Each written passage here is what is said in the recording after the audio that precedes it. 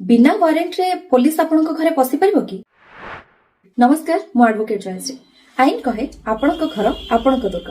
आपणक बिना अनुमति रे पुलिस मध्य आपणक घर को पसी परिबनी। एटा आर्टिकल 21 राइट टू प्राइवेसी। किंतु तीनोटी परिस्थिति रे पुलिस बिना वारेंट रे भी आपणक घर को पसी परिबो।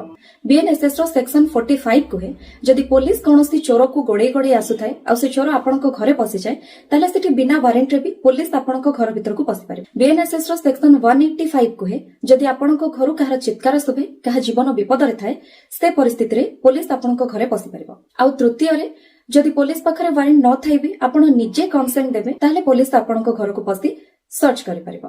तेणु जदि पुलिस आपणक घर को आसुछि ताले दुईटी काम करंतु। प्रथमे आईडी कार्ड मागंतु, द्वितीय रे वारेंट अछि कि पचारंतु। जदि नाही ताहले आपण घर भीतर को पसिबा पई मना करि परिबे। समस्त को सचेतन करबा पई वीडियोटी शेयर करंतु। एडवोकेट जयश्री ऑफिशियल चैनल को सब्सक्राइब करंतु। जय जगन्नाथ।